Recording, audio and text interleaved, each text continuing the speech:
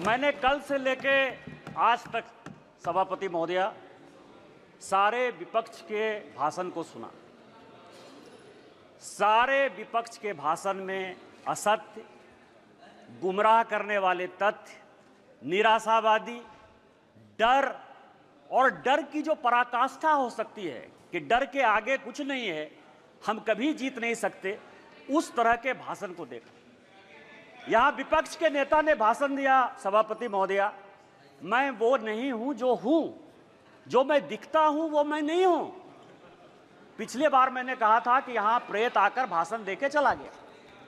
इस बार जो मुझे लगा उनके भाषण से कि एक फिल्म हमने देखी थी मिस्टर इंडिया, अनिल कपूर जो है किसी को दिखते नहीं है, फिर दिख जाते हैं। यदि लाल जो है कहीं दिखाई देगा तो वो मिस्टर इंडिया के अनिल कपूर हैं, जो दिखते हैं वो नहीं दिखते हैं, जो दिखते हैं वो नहीं दिखते। विपक्ष का क्या डर है सभापति महोदया, ये आप समझिए। गॉस्पेल ट्रुथ के आधार पर असत्य को सत्य बनाने की कोशिश कर रहे हैं। पूरा विपक्ष जो मुस्लिम की राजनीति करता रहा, आज हिंदू हिंदू चिल्ला रहा है। जिस लोकसभा से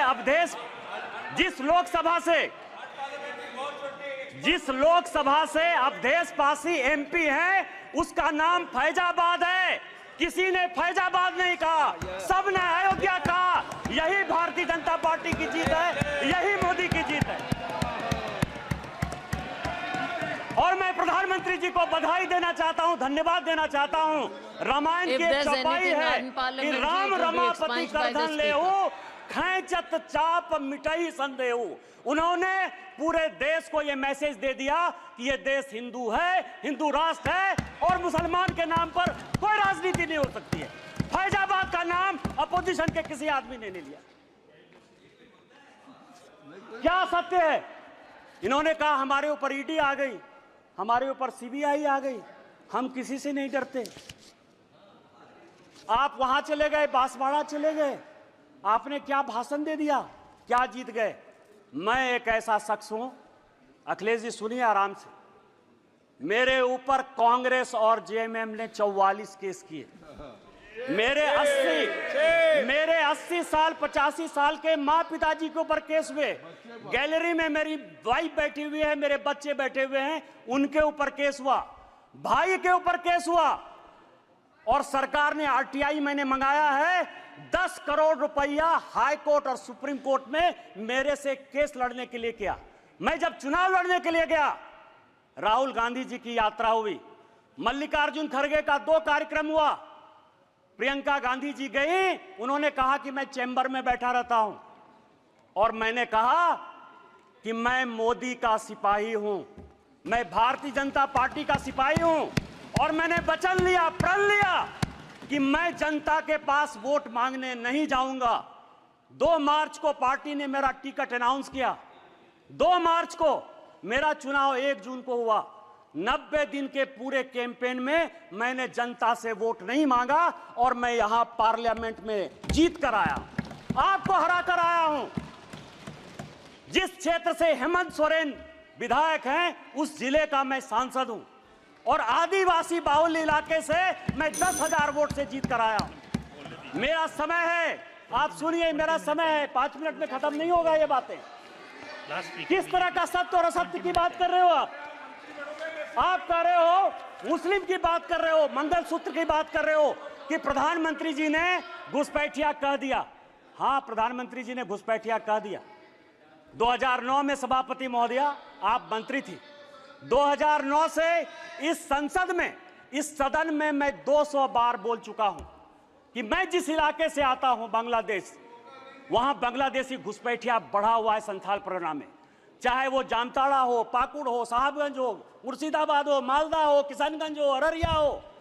और हालत यह है, हमारी स्थिति यह है कि यहां विजय हांसदा बैठे हुए, मैं उनसे पूछ रहा था, गोपीचक एक गांव है, गाय काट दिया और गाय काटने का जब मुसलमानों ने प्रतिरोध किया, अभी 15 दिन पहले पूरे बांग्लादेश वहां से आके बांग्लादेशी घुसपैठिए जो अपने आप को पश्चिम बंगाल का नागरिक कहते हैं, उन्होंने हमारी बहू बेटी का इज्जत लूटा, उनके घर को जलाया, उनके घर को भगाया। आप कह रहे हो कि वो बांग्लादेशी घुसपैठिए नहीं है, उनकी जनसंख्या नहीं है। स्पीकर साहब आ पूरे देश भर में, मैं गोपी चक की बात कर रहा हूं। सभापति महोदया, पूरे देश में परिसीमन हो गया, पूरे देश में परिसीमन हो गया। आप आदिवासी की बात करते हो, आप पिछड़े की बात करते हो, हमारे यहां परिसीमन नहीं हुआ। आदिवासी की संख्या जो 36% थी वो 26% हो गई। ये पूरे देश को जानने की आवश्यकता है। 1 लोकसभा का सीट आदिवासी का और 3 विधानसभा का सीट घट रहा है। परिसीमन नहीं हो गया, घुसपैठिए बढ़ रहे हैं, आदिवासी लड़कियों के साथ शादी हो रही है, धर्मांतरण हो रहा है। इसके बाद भी आपको लगता है कि प्रधानमंत्री घुसपैठिए की बात नहीं करेंगे? किस तरह की राजनीति कर रहे हो आप? मैं आपको बताऊं सभापति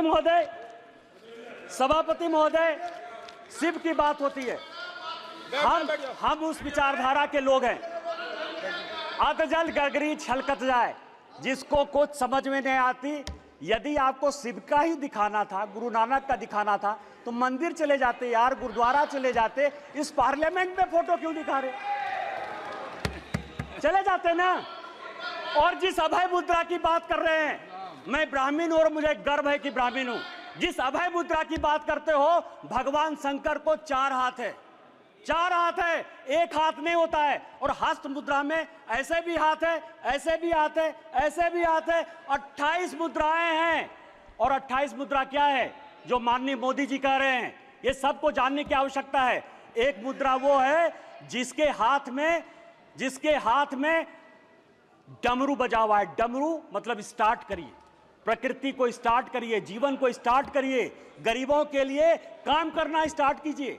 दूसरे हाथ में क्या है? डिस्ट्रॉय करना, अग्नि है भगवान शिव के हाथ में। वो ये कहता है कि चाहे हेमंत सोरेन हो, चाहे केजरीवाल हो, जो भ्रष्टाचारी है, जिसने जनता का पैसा लूटा है, उसको जेल भेजिए।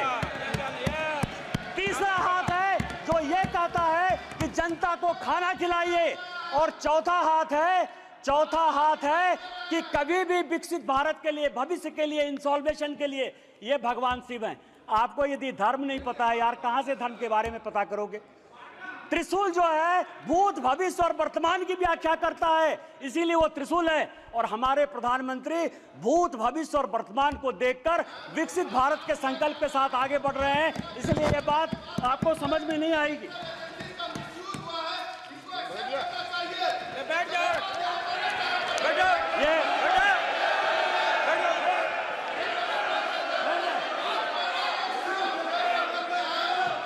ये सभापति महोदया, ये संविधान की बात करती हैं।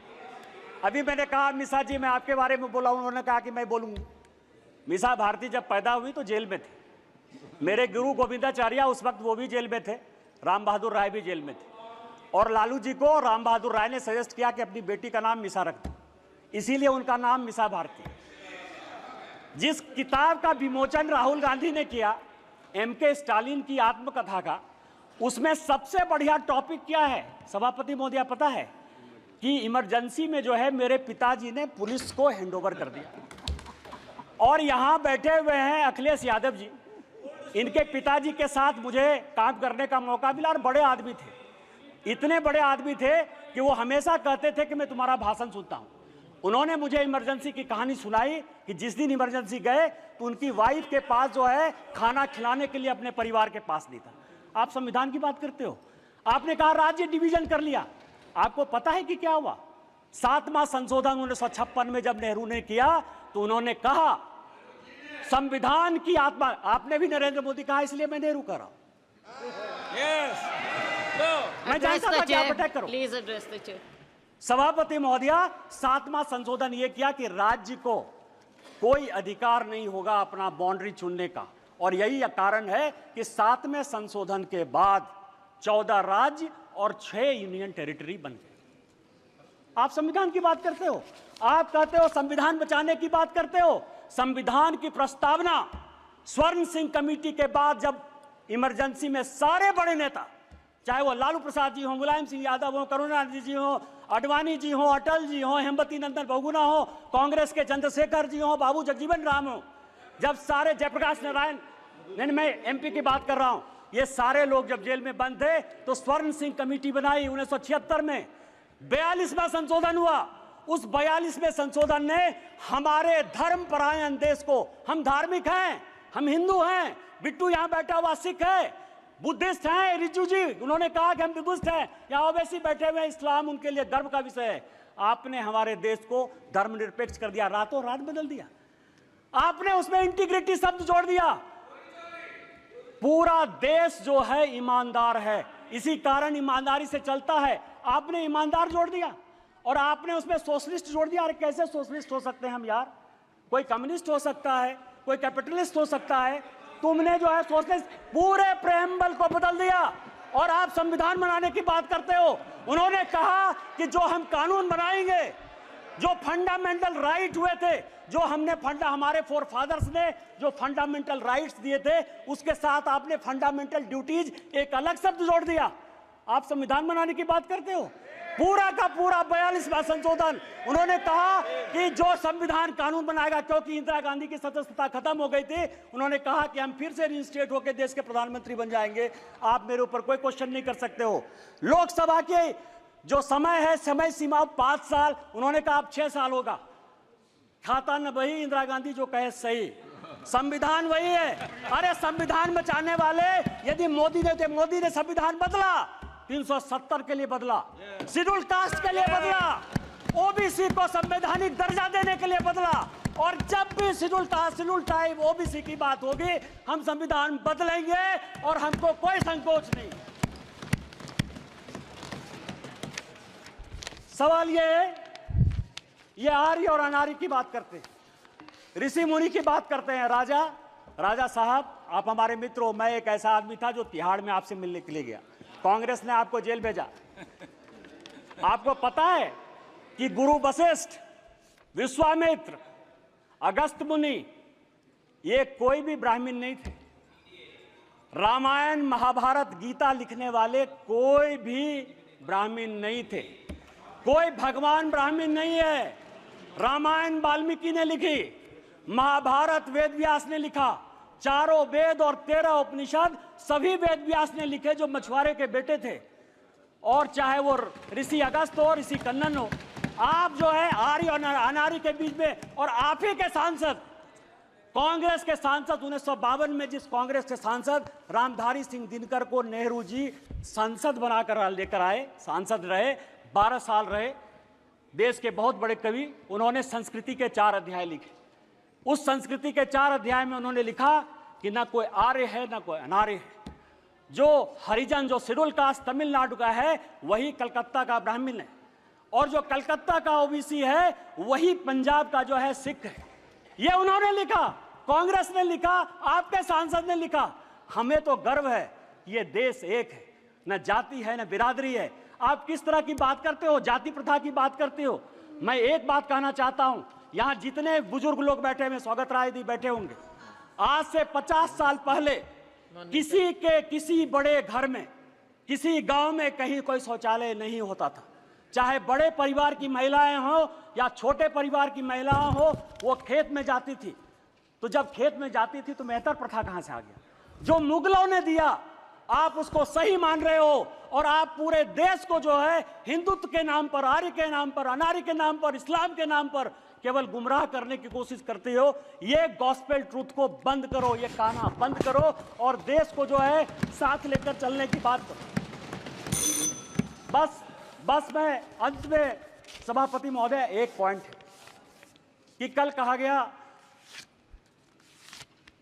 कि स्पीकर साहब जो है झुक के प्रधानमंत्री जी को जो है अभिवादन किए और राहुल जी को ऐसे। आज मैंने एक फोटो देखा थल सेना अध्यक्ष का, वर्दी में कहा जाता है कि किसी को प्रणाम नहीं करना चाहिए। आज सारे अखबारों में थल सेना अध्यक्ष का फोटो छपा है और अपनी मां को पैर छू के वर्दी में प्रणाम कर रहे हैं। तैत्तिरीय उपनिषद का एक श्लोक है, अभिवादनशीलस्य नित्यं वृद्धा पसेबिनः चत्वारि तस्य वर्धन्ते आयुर्विद्या यशोबलम। आपसे जो भी बड़े आदमी हैं, पद की, मर्यादा की कभी परवाह नहीं करिए। अभी पार्लियामेंट खत्म हुआ, मैं फरवरी की बात कर रहा हूं। जिस दिन पार्लियामेंट खत्म हुआ, मैं बाहर गाड़ी का वेट कर रहा था।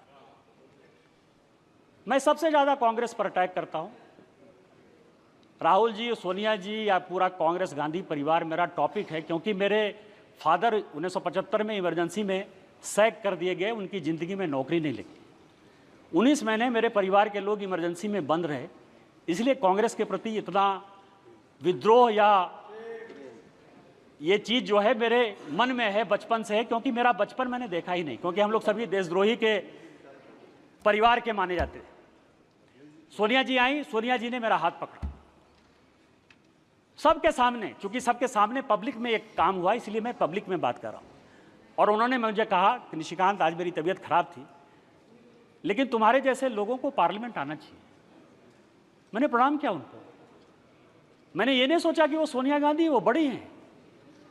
आप किस तरह के डिस्कोर्स में ले जाना चाहते हो? माननीय मोदी जी हमारे पार्टी के बड़े आदमी हैं। पार्टी टिकट दी तो ओम बिरला जो है इस कुर्सी पर बैठे। यदि उनको पैर छू के भी प्रणाम कर लेते ओम बिरला जी, तो उस कुर्सी की ताकत कम नहीं होती। आपको भारतीय सभ्यता और संस्कृति के बारे में नहीं पता है, और यदि भारतीय सभ्यता संस्कृति के बारे में नहीं पता है तो आप जिंदगी में कुछ नहीं कर सकते हो। आज आप 98 में हो, अगले चुनाव में आपको जो है लीडर ऑफ द अपोजिशन का भी मौका नहीं मिलेगा। आपने मुझे मौका दिया। इन्हीं शब्दों के साथ जय हिंद, जय Bharat. Francis George. Francis George. Rule. Under what rule? Will you please quote the rule? No. 352. 352. All the name. 352. Name was taken of our leader और कोर्ट, हाई कोर्ट के द्वारा उनको बरी किया गया, और उसके बाद उनको भ्रष्टाचारी यहां पे कहा जा रहा है, तो इट शुड बी एक्सपंज्ड।